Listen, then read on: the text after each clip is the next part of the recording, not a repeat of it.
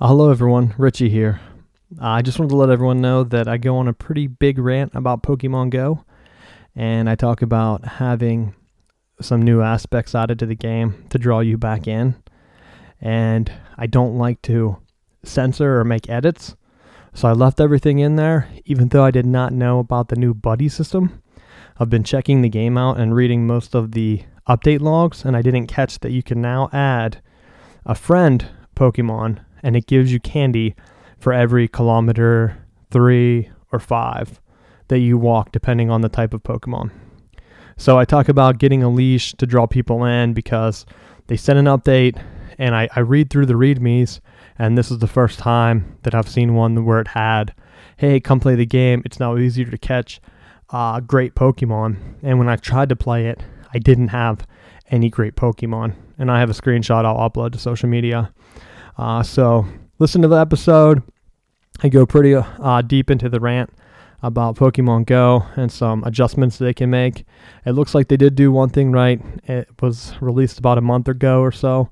I just didn't catch it. I saw it whenever I was typing up show notes for this week's episode. So go ahead, enjoy, and I'll see you again. Thanks.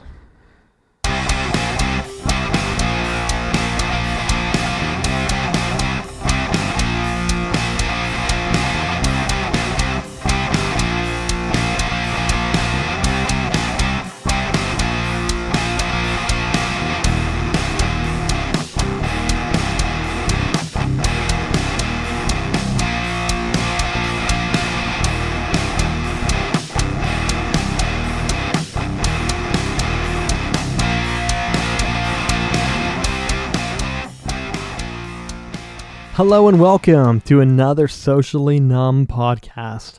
I am your host, Richie Leahy. Today we're going to get into a lot of things. First things first, starting off, we've been talking about expanding the podcast, trying to come up with a format that works. I am now going to be expanding the website, trying to get the podcast out into different streams. I want the podcast to be available to as many people as possible. So if you have any ideas, make sure you reach out to me. If there's any topics you want me to cover, bring them in. Any different things. If you want to help out, call in. Give some feedback, send me some emails. I'm going to be putting different forms up. I'm also going to be hot linking different category topics because I used to go ahead. The original idea was to have different topics of the podcast where I'd sort through and talk about little things. I know that with a short form podcast, less than an hour, around an hour, I was going to do less than that, but it seems like I keep getting off into tangents, and I want to try to keep it around that time format so that you can listen to it on your commute to work, listen to it while you're at work, on the weekend, whenever you're cooking breakfast, whatever. Give it a listen. Let me know what you think.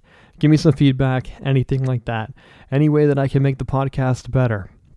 I'd like to get a little bit more fan interaction. Right now it's kind of been in the back burner. I've been trying to get some more technical things sorted out, trying to get the capabilities to get some guests on here. But generally, I'm just trying to get the website up and more focused and around the podcast, trying to get some more news stories up. I did have some up. I had some like general stories, feedbacks, and rants and things that I did. I'm going to start to put that on the podcast website. So I'm looking at different avenues, getting the podcast out there, and I'm trying to build around some social media stuff. I've started tweeting. I have a Facebook page set up. I'm going back through as I have to link up different posts and things with the different episodes. I'm going to try to hot link. I might put them on YouTube and use like their hot link filter to create posts for the website on certain topics. So if you're only interested in certain things, I'm going to try to make it as easy as possible for you to jump in, pick up. If you want to hear some new tech things, I might not have new tech topics each week, but if I do, you'll be able to hop right into them. So on the website, I have different categories hot linked. I have arts, which is going to cover music, videos, movies, TV shows, anything like that. I have culture, which kind of talk about general things, what's happening around right now. There are a lot of election things going on. I know I wasn't going to talk politics. I'm not going to talk stance or anything like that, policies, but just give a general overview sometimes because it ties in with technology. I have a tech topic, and going back, I have a life topic. I do have a spin-off podcast called Dad Strength, and it's presented by Socially Numb. So that's on there. That will pretty much fall under the life category. I might talk some things like there. I don't like the term life hack. I know some websites are built around it, but that's just basically everyday things. But I might have some things that I hot link onto podcasts there. And of course, I have a sports topic and gaming, which is probably going to be its own topic. Not really 100% sure on that. But let's go right into tech today. The first thing first, the election. They're talking about people hacking emails. Let me just tell you right now, I don't know if it's a lot of hoopla. They're trying to get people riled up. But I don't think the hacking in a certain sense is the hacking that they're talking about. There aren't people that are breaking into your computers all the time. Yeah, it happens. But a lot of times it's just as simple as a password. These so-called hackers are just guessing the password of the person that they want to go ahead and attack. And everyone can succumb to that. I don't want to say like, hey, I'm immune or you're immune or anything like that. But sometimes it's not. Sometimes there is an insecure server. I know AOL had one where if you signed in, your email address would be in the location bar. They already authenticated you, and I don't know if you could find any information on this. A lot of time, there are tech security hacks out there that the companies do not want you to know about. But AOL was one where it would put your email address in the URL bar. If, like, let's say for yourself, like I had my username was my name. Let's say if it was a generic name, like Ryan Smith, so that they had to put a number. Maybe you're Ryan Smith 6. You go ahead and you put that in the URL, or you type in, you just log in, put your username in the URL. If you would go in the URL and change that number, maybe Ryan Smith 5, you would go ahead and see their inbox, which was a huge breach. Did you really hack the AOL servers? Technically, yeah, you did see the information. You saw the confidential information. And that's the problem with having your email on a general server. And that's what the whole problem is about. So Hillary had her emails on a general server that was out in the open. I don't know what service she used, but it was a public service. Anyone could sign up to have an email there. And with that, anyone could have access. Anyone would know. So if she's emailing back and forth government topics, government secrets, you could use a secure email server. And what you may not know is you might think like, hey, well, what's the point? Can't any server get hacked? Not necessarily. If you know what you're doing, you can set up your own email server at your own house. You can get a Linux box. Linux is an operating system that is free. Get a small computer, wire it yourself. You don't even have to have it wired to the outside. And you could go ahead and if you're a small shop, small business, you could do that and just run your own email server so that you can talk back and forth. Would anyone have access to that? No, they would have to have access to your building to even get to it. And so there are some other ways to secure communications, but let's just say right now that the term hacking is pretty hot topic right now. And they're accusing the Russian hackers. But a lot of times it's anonymous people. I think it is the group Anonymous who've been tweeting about it, where they're out and about. Just a group of regular people who are just, what they normally do is dump the information out in the open for all to see. So it's out there. That's the hot buzz right now on the election. That's all I'm really going to get into. But just to know, there are some ways to keep yourself secure. It doesn't matter. I know some email systems or whatever you have, social media accounts, they want you to use like an uppercase letter, a number. All that does is it increases the pool of where someone would have to guess to get into your email account. So if you're only using letters, right there, that's 26. There are only 26 options on an English keyboard. I think. I don't know if you can use some of those other like punctuation ones, but let's keep it simple. So if you're following along, you have 26 letters, that's 26 options for you to do. If you add in numbers, that's 10 extra. So now you're up to 36. So someone guessing your password has 36. So if it was a 1-digit password, they have 1 in 36 chance of guessing your password. The more letters you have, the harder that gets. It starts to multiply. And if you have a pool of uppercase, lowercase, that doubles your 26. So now you're up to, 52 plus the 10 numbers. That gets you up to 62. You can add special characters and you see where I'm going. So even 1 digit, to guess 1 digit, now you're up into like 60 plus characters that someone would have to guess your password. But back in the day, people's passwords were all lowercase. They were something simple like, hey, my child's name, or my middle name, or even my first name. Some of them were even password, or password 123. I've known places where I ask what their Wi-Fi password is, and it is password. So if I go out to like a hotel and I guess like maybe, I don't want to give out any names, but like let's say I go to a hotel, they give me the password and it's like your room number, and then you just sign in, and then that way they know whose room is getting access. But what if you sign in under someone else's room number? Are they going to charge you? Are they going to know? So like some places like that, you just gotta kind of know. The more secure it is, the harder it is for someone to get in. And you don't want to use the same password in multiple locations, because let's say there's a site out there that you use to just like message board or a forum where you're talking about a topic. Maybe that certain site gives you unlimited chances, or even worse, an administrator's in there and they can see your password in the back end. They have access to the database. They see your password there and then they think, I wonder if their Amazon password is the same, or I wonder if their bank account password is the same. And a lot of times people would use the same password in different sites. So then someone abuses power, or they see like an unsecured database somewhere, they see your password and they just give it a shot somewhere. Like they already know your email because it's usually tied to the site as well. So that's why you want to be pretty safe with your passwords. Put them in different locations. There are programs out there that jump all your passwords together. I don't recommend like anything. I'm not going to do like advertisements or something like that, but use your own judgment. Use your best judgment. It's actually better to have a long password instead of using all like the special characters or anything like that. Just keep it long. So they usually give you a minimum, like, hey, a minimum of six characters. Most people are going to use the minimum. So there you have like, hey, I know that this site has a minimum of 6 characters. What are some common 6-character words, colors, favorite sports teams? You can go ahead and start to make guesses. So try to just make up something that's not going to be easy to guess and have it use like double, triple the number of characters. Yeah, it might take you an extra second to log in if the minimum number of characters a site requires is 6 and you have a password that's over 20, 30 characters long. But it's going to make you that much secure. And keep your password updated frequently.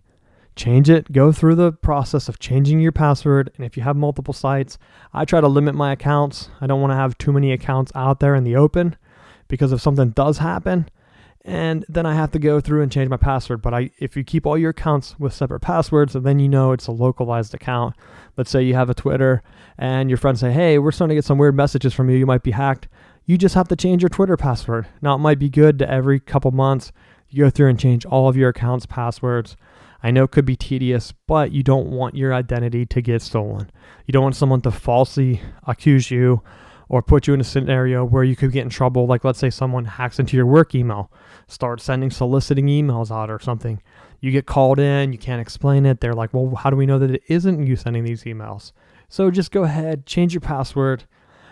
Just stay safe. Don't do anything you wouldn't do in real life.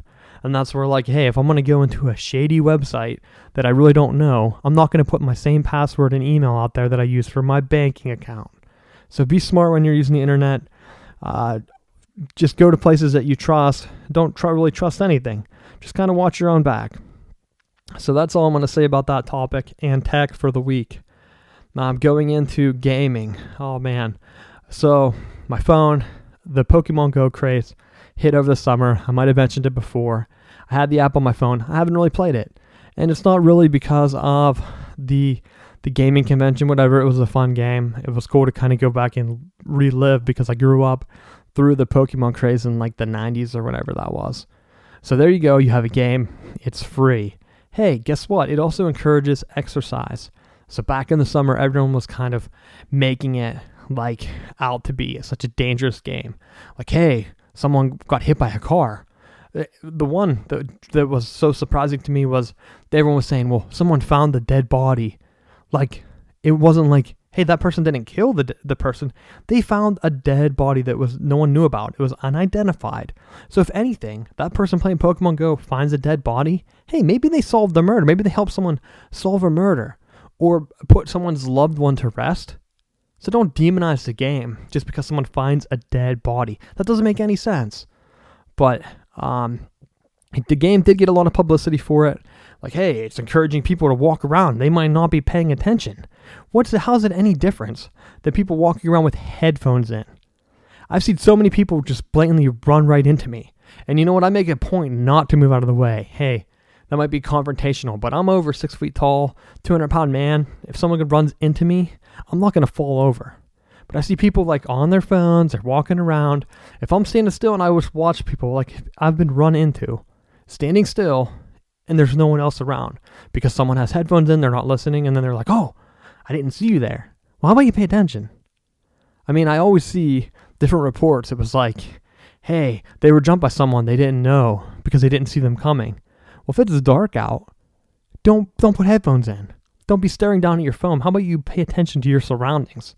I grew up when everyone would tell you, like, hey, don't talk to strangers. Hey, don't take trick-or-treat candy. Pay attention. Be on the lookout for yourself. And now with phones and technology, that's all gone to the wayside. I see people out there putting themselves in dangerous situations. It's not because they're playing some Pokemon Go game. It's because they're brought up now in a time where, hey, I have to be on my phone. Someone might post something and then they'll get mad at me for not liking it, even though I might not ever see that person in real life. But that's just the way it goes these days. So if you're out and about playing a game, you can play a game without looking at the screen. So you can play Pokemon Go. I'll use that as the example since I brought it up. The game updated. They said, hey, I kept getting notifications. I thought I had notifications off on my phone, but I do have a Pebble watch. So it might be that I just turned off like pop-up notifications or whatever. I have an iPhone too. I know, so tech savvy of me. But I have an iPhone, and under the settings, like I always turn off like the one thing that baffles me is like, who wants to see their messages pop up on the screen of their phone? Talking about secure. I know I'm all over the place today, but talking about like keeping secure, who would want that? What if you're sitting there and it's like, hey, I know, because I get like alerts from like your bank, because you like now with today's apps, you don't want someone using your credit card, but maybe you're sitting there and you get a gift and it's like Amazon emails you and they tell you like, hey, so-and-so's been shipped. And you're sitting right there with like some girlfriend, some boyfriend, you're sitting there and you order them a gift. You're like, hey, I'm going to get a present for them. And then your phone just shows them, hey, you purchased that. And then they might be like, what? How's that secure? So I always turn all that off. But anyway, Pokemon Go starts sending me these notifications. I look at the notification. It's like, we've made improvement. Now you can see rare Pokemon or something like that. So I thought, I'll give it a go. I'll go for a walk. It's a pretty nice day. I just watched the Carolina Panthers lose. They were down 21-0. They came back, almost had a chance, lose on a game-winning field goal. So I'm like, I'll go for a walk after that. It was a pretty emotional game. So I go for a walk. I load into Pokemon Go. I updated it so that it was like the latest version. And let's give you a hint here. If you're playing a game on your phone where you're walking around, first off, you don't even have to look at your phone. The phone will vibrate if a Pokemon pops up. So I just turn my screen on, go. I actually dim it all the way down. So I dim my screen all the way down to the lowest setting so that it saves battery, because I'm not going to walk around with my phone screen on. You don't really need to see to play the game. So I start walking around. Boom, boom, boom, get a vibrate. Look down.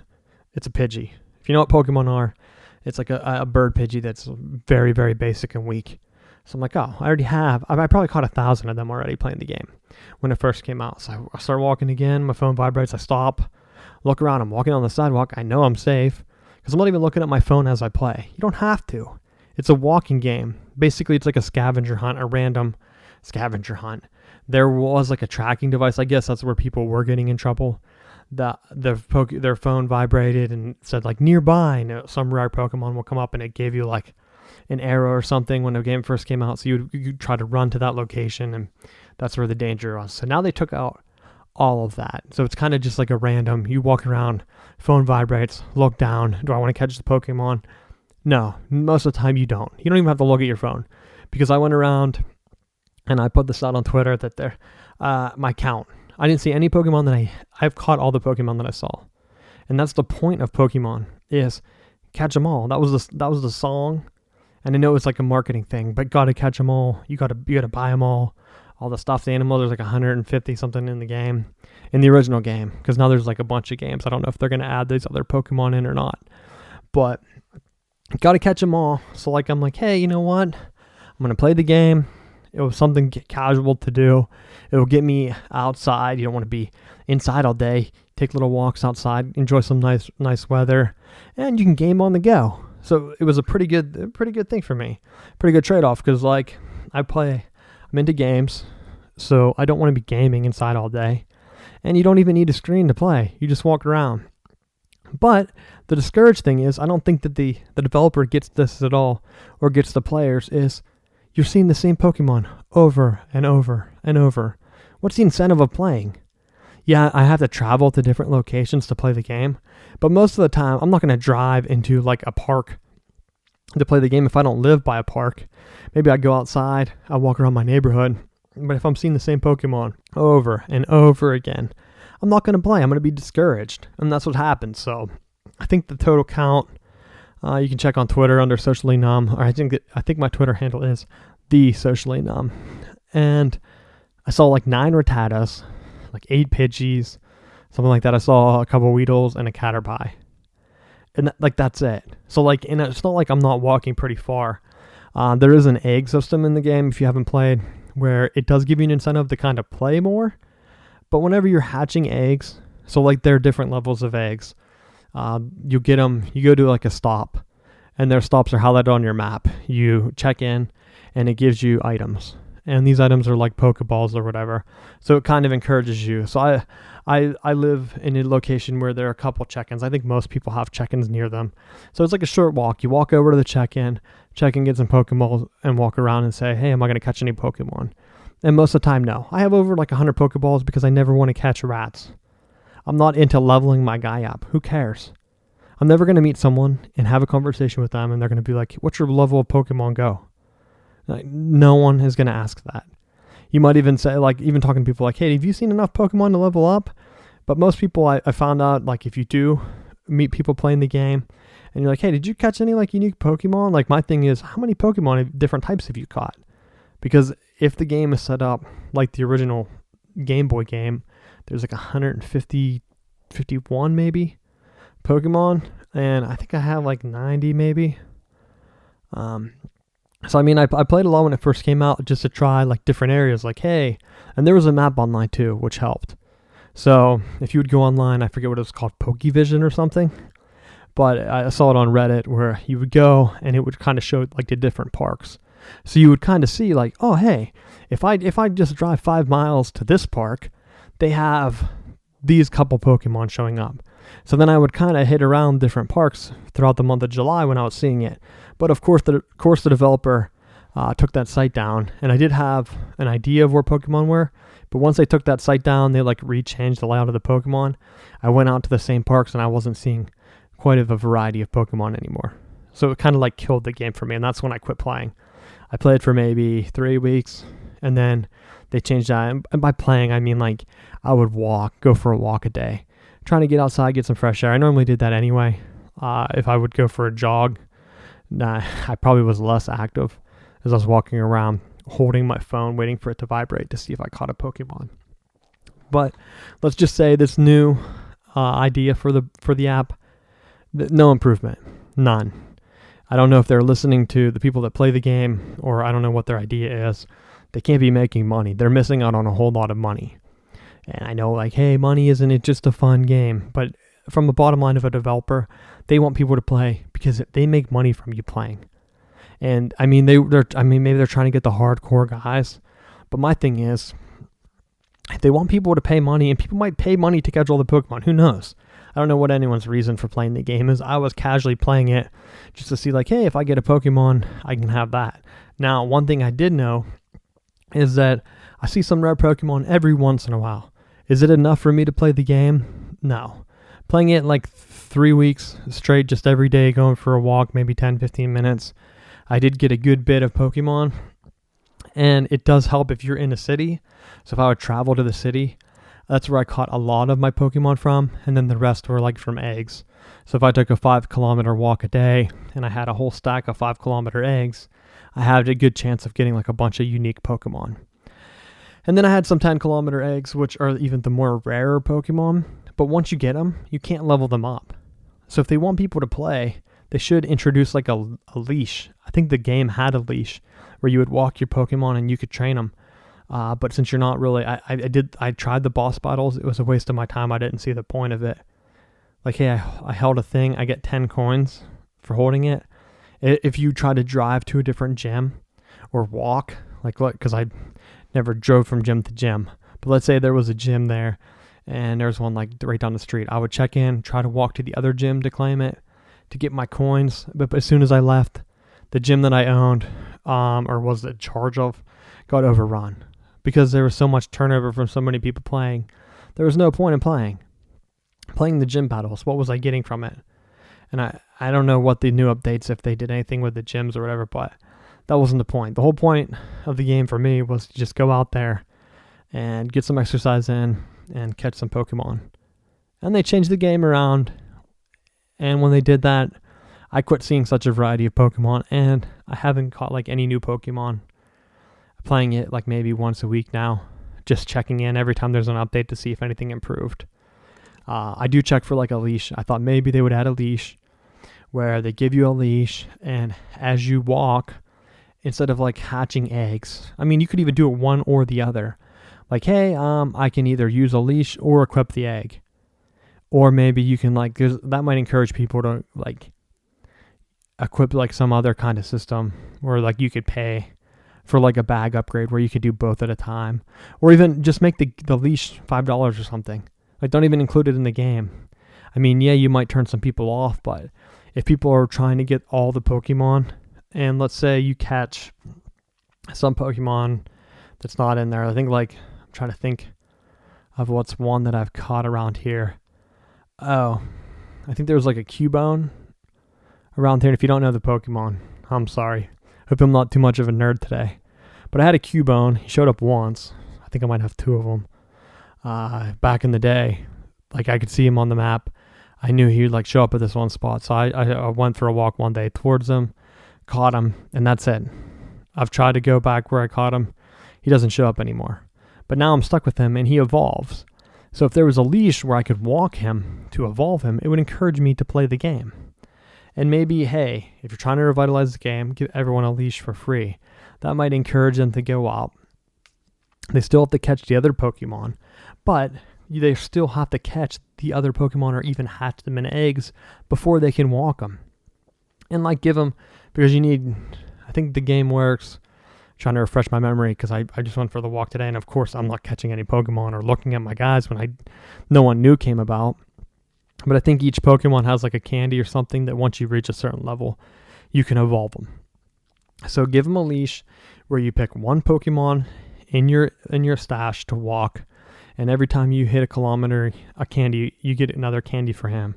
Or like, hey, if you want to make it more, make it 2-3 kilometers. I mean, people are already walking that to hatch eggs to get more Pokemon.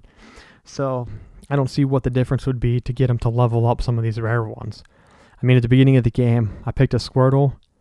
I might have saw 2 extra Squirtles. I've never leveled him up. I've never got him from eggs. I've never seen him in the wild. I mean, maybe that's what this new update is, where you'll see more starter Pokemon. But hey, in the original game, you didn't want to be catching anyone anyway because your starting Pokemon was more powerful. I might even already traded mine in because I never seen him to update. I was like, well, by the time I'm level whatever, I can't get the guy to upgrade to a respectable level. But give a leash where he just grows, because you can use the candies to evolve your guy. And they might say, hey, but what if you got him super strong? You still need the Stardust to level him up. So I mean, like, yeah, maybe someone could glitch the game, or some super nerds out there walking around leveling up some Dragonite to an ungodly level just because they're walking around and that's what they do all day, is train one Pokemon to take down gyms. Oh well, that's part of the game. Make a level cap then. Like, I don't know if there is one. I've never done like any extensive research on the game, but maybe there's a level cap. Just do that. There was one in the original game, level 99. I could be wrong. I was going to say, there's no way someone leveled up to level 99. But I could be wrong. So I don't want to say that. I don't want to go on the record with that.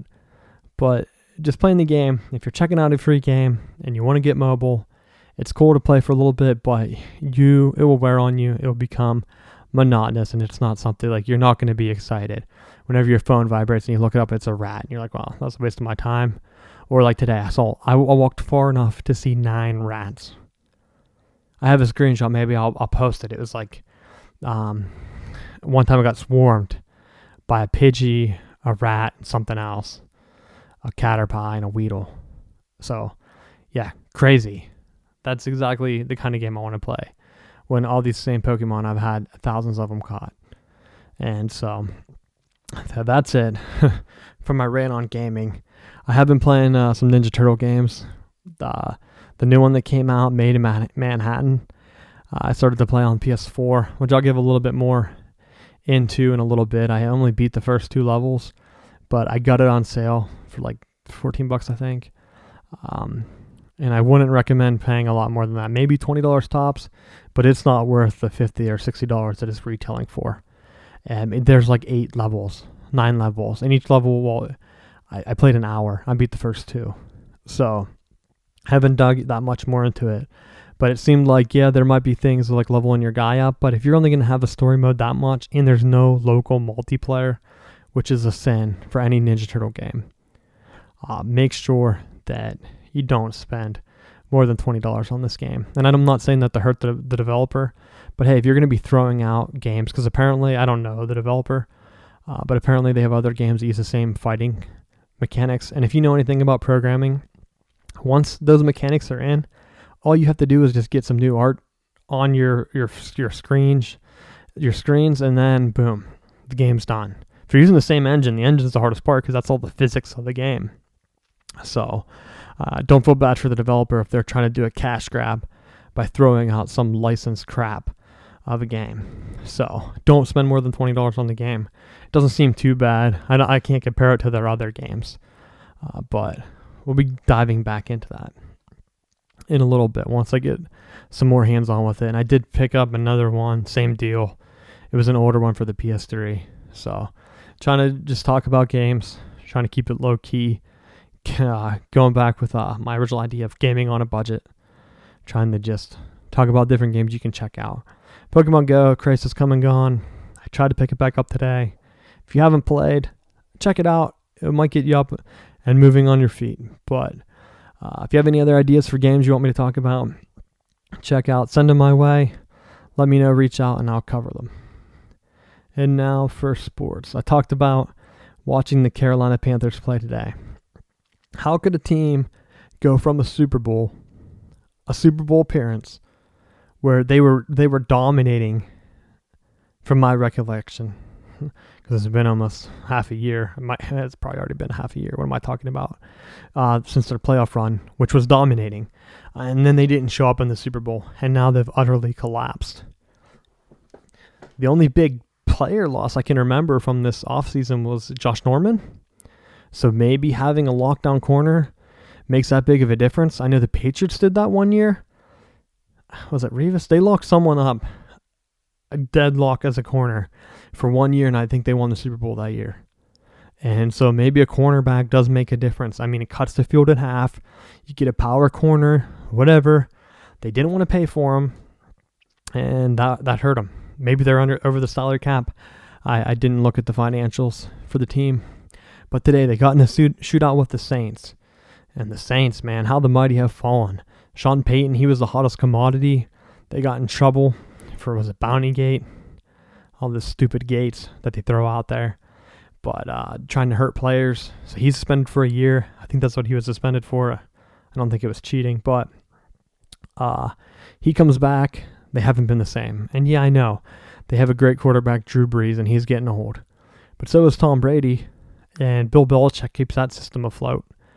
And maybe losing Sean Payton for a year hurt. He didn't get to see how the teams adapted throughout that year. He might still have a little bit of a lag. Think of it as a jet lag. He comes out, it comes back in. The game's changed. A whole year can make a world of a difference. And I don't know what his penalty was. If he was out, he couldn't watch film or anything like that. But I do know that the Carolina Panthers are in a world of trouble.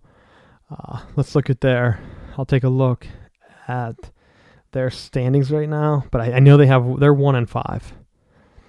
And in their division, they are dead last. And the Falcons, a surprise team, is 4-2, and they just lost to the Seahawks today, which caught me off as a sort of surprise because Atlanta had that game. And I don't know what happened because I don't pay for Red Zone. And the television deal right now that the NFL has set up is horrible. And I don't have Sunday Ticket either because I'm not going to pay $200 for maybe games I'm going to watch. So I watch the Panthers. I catch some of the other ones. I like watching the Monday night and the Sunday night games. And Thursday night games, I should keep an eye on, but they pick the worst matchups for the Thursday night game. I thought about doing a pick 'em each week, but I'm not really sure. I'm not sure what sports stuff, what segments I'm going to bring into the show. I would like to make it more of a show, more interactive, start to do some picks and things like that. And I said earlier, I set up the social media, so I'm getting some social media out there, starting to tweet, starting to get the Facebook page set up. Maybe I can do some picks for the week, leaning a little bit more towards college. I feel more comfortable with college just because, like I said, I don't have the full Sunday package, so I can't see all these teams each week. I do play fantasy football. I know. The most exciting thing to talk about is your fantasy football team. And that's a lie. No one cares about fantasy football. But I will throw some advice down. I did win my league last year. And that's what baffles me. I hear some people like talking. I know like people that write for like newspaper. I know a couple people are like, hey, yeah, I do like a little sports segment. They didn't even play. But I have some experience. I've won, and I'm undefeated again this year. Now, I've broken down fantasy sports on here before. I'll probably spend a little bit more, try to get some stuff out on my site because I'm building up the website now.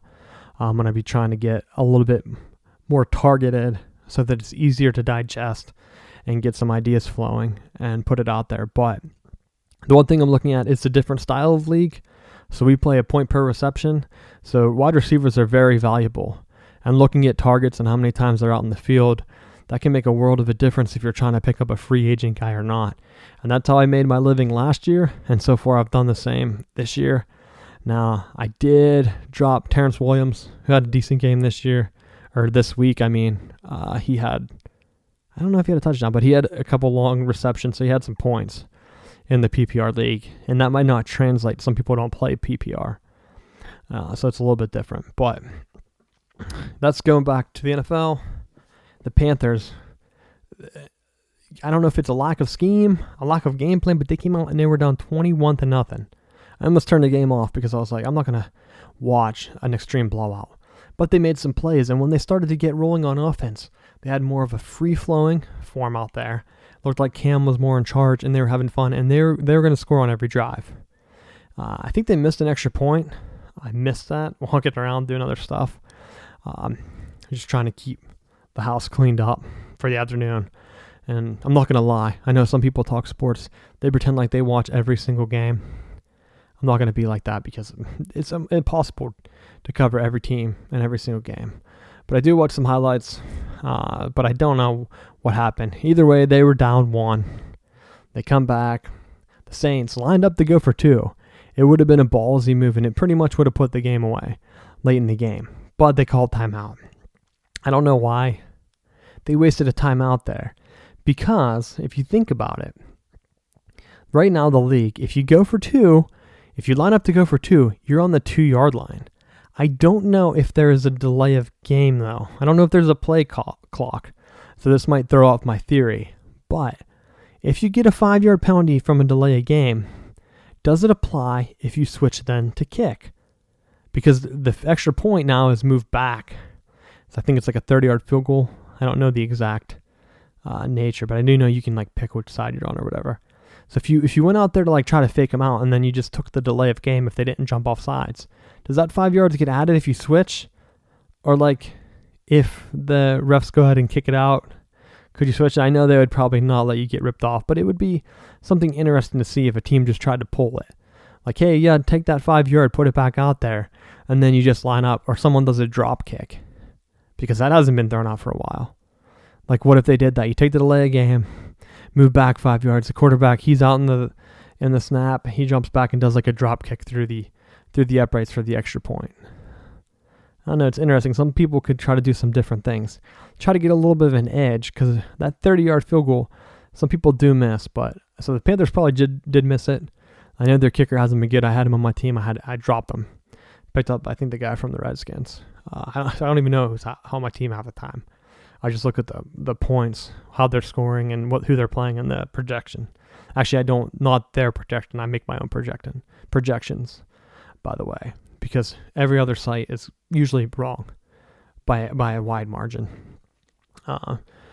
So, as an example, they had Matt Ryan projected for 11 points or 14 points. They kept trying to make me bench him, and he had over 20 this week. But just because I assumed that both teams would have 20-something points, which they did. So you got to kind of make your own judgments. Don't go by the sites if you're playing fantasy. But that's it. I think the Panthers are done. There's no way. I mean, they would have to, let's say the Falcons do. I know they play the Panthers again. So the Panthers would have to basically win out. I mean, what is it, 10-6? Right now they have 5 losses.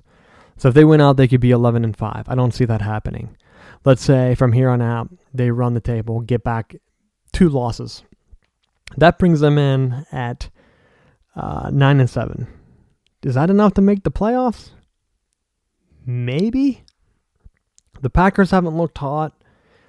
Let's see what else. What other teams have winning records? The Redskins and the Eagles both have 2 losses right now. And I think the Eagles play tomorrow night, or maybe they're on bye. I don't know what the bye schedule is. But that's it. Seahawks, Falcons, Vikings, Cowboys. Let's say all those hold. They all win the division. Are the Redskins going to hold par and get up there to double-digit wins? I don't know. It's hard to get a read on them. I know that they usually don't start this hot. But 4-2 right now, and then the Eagles, same way. The Eagles do have a rookie quarterback, though, so they might go through some growing pains. And then you have the Packers right now. The NFC West is kind of a mess. Cardinals were supposed to be good. They might go on a similar run to the Panthers, but I don't know if they can pull it off. And then the Rams, they have a rookie quarterback. 49ers are out. They're done. They got killed by the Bills today, so that's another team which you got to look ahead. But right now, I just don't know. I think the Panthers are done. Today's loss really hurt them. They would almost have to run the table. And they also have the dreaded Super Bowl tough schedule. And so, I mean, they play some of these teams. They do play the Redskins later on. They play the Seahawks. So they could take down some of the other teams, but I just think their schedule's too tough. And I think they're done this year. And I think next year they need to come in and bring in another lockdown corner. And maybe, I know Jonathan Stewart's been hurt, but even he came back, couldn't get the running game going at the beginning of the game. So maybe the Panthers do have a hope, but I highly, highly doubt it. All right. Now, going back in to the World Series baseball. Right now, the Indians are up 2-0 in the ALCS. I think both games are at Cleveland. I have a good feeling on Cleveland. I think they're gonna win the AL. They have things going. Their pitcher did cut his finger on a drone, which is unbelievable. I mean, if you're a pitcher and you're in the World Series, what one thing you can't do is get injured. Just keep it smart. I don't understand it. So, I mean, maybe they're out there and something happens that could be the bad luck that they did not need. But right now, it looks like they're going to take the AL. Cubs are up 1-0. They're actually in the middle of game 2. The Dodgers have a 1-run lead. I have a feeling this series is going to go 7. And I want to lead towards the Cubs, but let's be honest, they're known chokers. And I don't think that it's the curse. I honestly think that payroll directly correlates with the success of a team. And this is something that I'm going to break out on the expanded site, but I was going to try to do some research on team payrolls and how that correlates with the success of a franchise. And I know there are anomalies with the Marlins having one of the lower payrolls. They won 2 World Series, I think, over the last decade or two. But I want to see how low their payroll actually was. And so, like, for an example, as an Atlanta Brave fan growing up, they were always winning the division. But what a lot of people don't know is they were always one of the top salaries in the league. They had John Smoltz, Tom Glavine, and Greg Maddux. 3 of the best pitchers all locked up. And then they had some other young bats around them, Hall of Famer Chipper Jones. So, like, you have a bunch of all-stars around, yeah, your team's going to win in quite a few divisions. They might not have the depth to get and win the World Series. They might not have the luck. Because I think once you get in the playoffs, there's a lot of luck. Baseball started to turn into hockey, which a team can come in and get hot, and that's my feeling on the Indians. Did they get the sweep in the last round, the division series? I don't know, but they seem to be going that way right now. If they can win Game 3, I think they have a good chance of going for the sweep. They can get some rest. Now, I do think rest plays into it. You get some bats that aren't out there seeing live game day pitching, and something goes off. Especially if the other series goes 7 games, they could be a little bit out of it hitting-wise going into the official World Series. But I'm going to try to do some research, put together team salaries, how it plays out there, because you have these billionaire owners who aren't willing to spend like the Pirates. Being from Pennsylvania, I grew up in Pennsylvania, I saw the Pirates have low payroll. Then they were like, oh, hey, we can't keep our stars. They would usually trade great players to the Braves because the Braves were willing to pay. The Pirates would get a salary cut, and then their owner would be like, our guys just can't win. But they're not dedicated owners, so I don't understand why people support the teams. These are professional franchises. These guys are making money. It is a business for them. They're making money. They don't need your fandom, and that's what I don't get. I could see college a little bit. Hey, you're an alum of a school. You're out there. You're showing your colors. They could do bad, and you're never going to give up on them. You're going to cheer. But I don't get that for professional sports. Just because you live in a city, you're going to keep supporting a team where the owner doesn't even support the team. Now, that doesn't make sense. And this is even more exaggerated in a sport like baseball where there are no salary caps. So, as an expansion of the site, going to try to get out there, get some of these ideas out there, make it easier to find different things that I'm putting on the podcast. But I'm not going to base the site around the show. I think it might look like that at first, but I'm going to come back and get into it so that different things. But I want a little bit more interaction, and I think that I can get that done using like some social media, maybe start to get some guest calling in here in a little bit. It'll probably take me a while, maybe another month or two. Not even showing up in all the feeds yet. I'm looking through different avenues trying to get the podcast up. Some other sports are starting. Hockey just started. Basketball will be starting in another week or two. So we'll have a lot of sports content. Gaming-wise, I'm coming back into it. So I'm trying to break it up. Trying to use things like YouTube to get maybe some like direct links that I can use on social media. Like, hey, listen to this segment on whatever. I can hot link directly to it. I looked into SoundCloud, but they have some limitations. Want to make you pay, and I don't want to pay and then have to offset that on the listener. So I'm trying to get as many free streams out there. Maybe later on down the line, some premium content or something like that. But I'm just trying to get some things rolling. Try to bring like a different analytical aspect without being too dry or too in depth into the numbers and things like that. Coming from a computer background, so. Looking at sports, I'm going to start looking at the payroll thing and seeing if I have a little bit of a direct correlation with that over time. Another thing that I want to look at is college sports championships. Starting, I think, with my focus in football and working my way up. Just going to do some comparison on the numbers, championships, claim championships, because I know Alabama claimed some championships when they shouldn't really claim them. We'll just put it that way. But do some deep dives into things like that. Get behind the numbers, not from a perspective way that you normally see it. But I want to try to get the baseball one up and running since the playoffs are starting. Our playoffs are here. I know Cub fans are always like, we've been cursed. But I want to see if the salaries back that theory up. Now, back to college, since I want to look into some national championship stuff here. I just want to see if that goes with the prestige of each team and some of the conferences and see if it really lines up, or if it's actually TV networks, because you hear some things like, hey, the ESPN always talks about the SEC, the SEC. Are the numbers there to back it up, or is it just a marketing gimmick? Because it's a conference that they decided to throw their weight behind. And we're going to look at that. And with that, the polls were announced. Looking at them, last week the Big Ten had 4 teams in the top 10. Last time since 1960. First time since 1960. That did not change.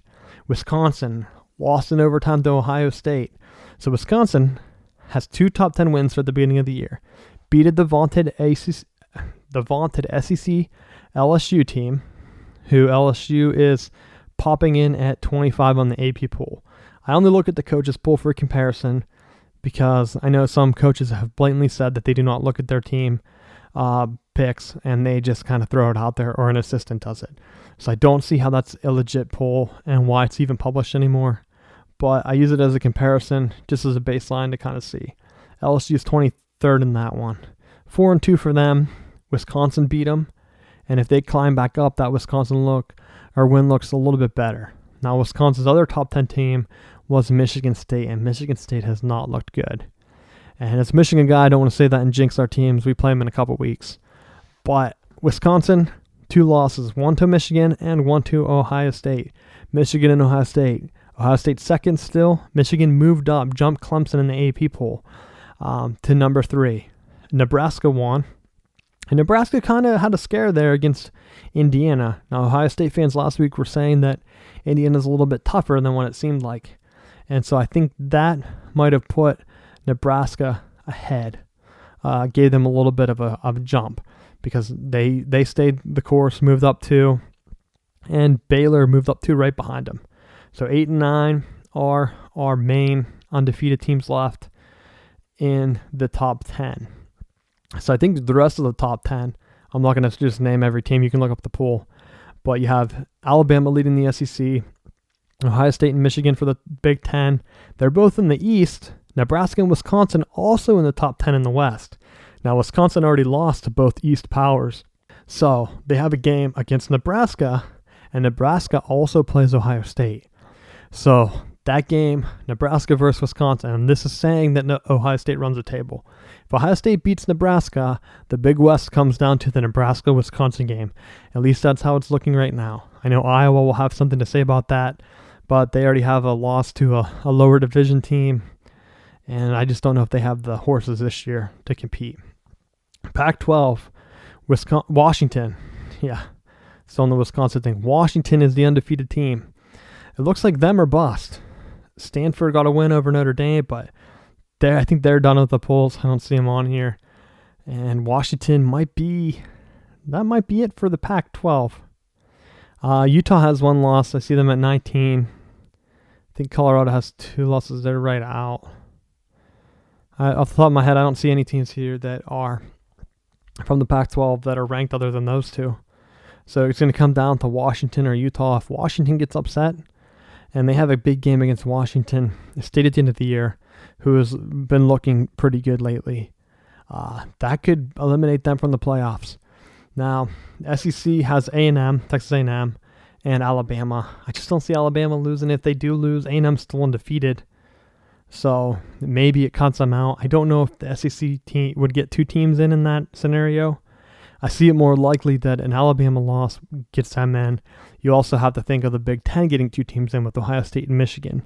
A lot of people were saying that the ACC with Clemson and Louisville, maybe they get 2 teams in, but Louisville, we'll put it this way, Louisville looked bad, and they beat Duke by like 10. I could be wrong, 9 or 10, maybe 11.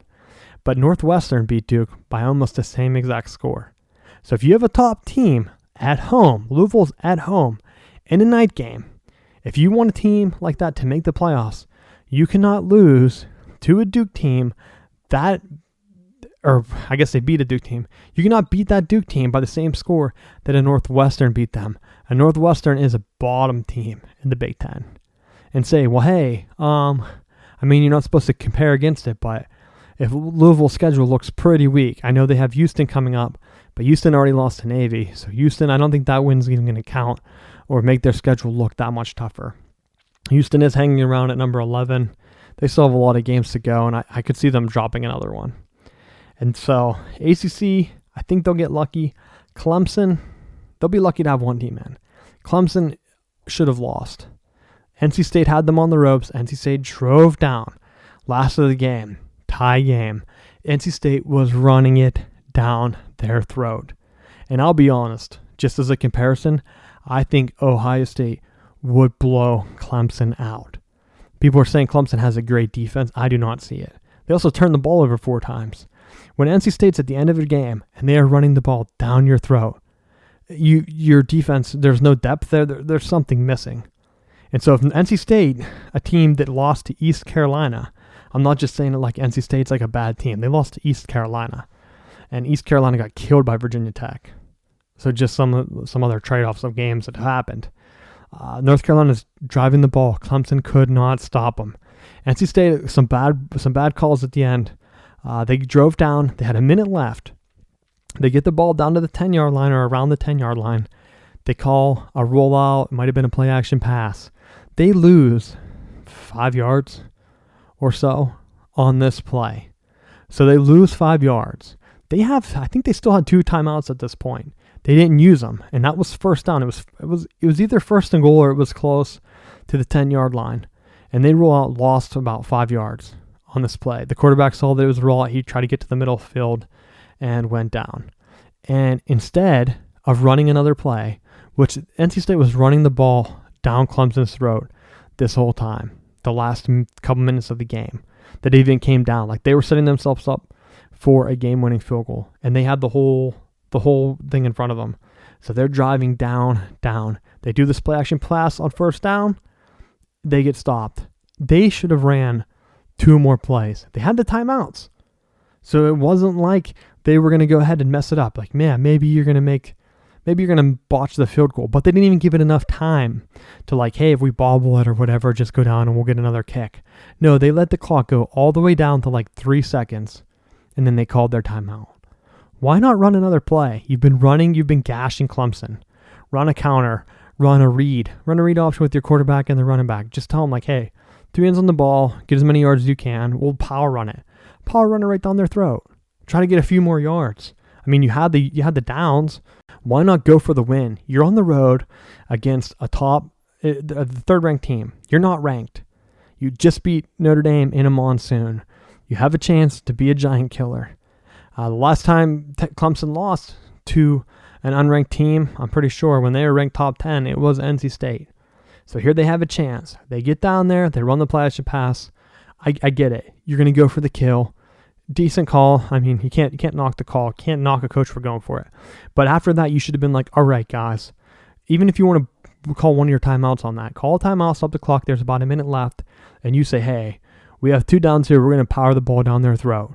Like, win this game for us. The running back was driving. I'm pretty sure he was getting like 4 yards a clip on that last drive. Just try to get as close to a chip field goal as possible. So, of course, Clemson calls timeout. The first kick goes through the uprights. They call a timeout. They iced the kicker. The next one, just sliced outside the right upright, went to overtime. Clemson scored on their opening drive. NC State threw an interception. It could have been the first pass. He threw it a little bit short right to the Clemson guy. If he had threw it a little bit longer, it would have been a touchdown. But it shouldn't even have came to overtime. They should have just kept pounding the ball down Clemson's throat and got the W. Clemson would have been down. The ACC would have been hurting. I think I did tweet some stuff out during the game that the penalty yardage was ridiculous. It did feel like the ACC was pulling for Clemson to win because I want to say it was after halftime. It was like 140 penalty yards on NC State to 0 for Clemson, including 2 missed face masks. One, which would have given one face mask. NC State was driving. NC State would have won the game in regulation. It was late in the game, and it was a blatant face mask. And up to this point, NC State did not have any penalties on, or Clemson did not have any penalties on them. So this face mask cost NC State pretty much the game. Now, they did have a chance to win it, so I can't say. I think they got the field goal blocked. So on the first face mask, they had to settle for a field goal. They had a field goal blocked. So they missed another one too. So they had 3 missed field goals. So they had their chances, but that blocked field goal should have been a little bit closer, and it would have been an automatic first down, face mask on the running back. I don't know how they missed it. It felt like the ACC really wanted Clemson to win because they knew after that Louisville-Duke showing that they're going to have a tough time getting teams into the playoffs if it comes down to it. Because in the Big 12, no one was talking about them, but Baylor keeps winning. They're sneaking up there. They're right behind Nebraska. Nebraska plays a bunch of these top 10 teams. Baylor's bound to move up. And right behind them, another team no one's talking about, West Virginia, is also undefeated at 12. Baylor and West Virginia are going to play. Oklahoma will have something to say about it. Oklahoma already has 2 losses. I'm pretty sure they're out. I don't see, I mean, you could say the strength of your conference championship, but Oklahoma got killed by Ohio State. If Michigan plays Ohio State close, I would imagine that a 1-loss Michigan would get in over 2-loss Oklahoma, especially at the Shoe in Ohio. And Alabama could lose a game, and I would have to say that those 3 teams right there, Alabama, Ohio State, Michigan, if they have 1 loss, you might see 2 teams from one conference in the championship or in the playoffs.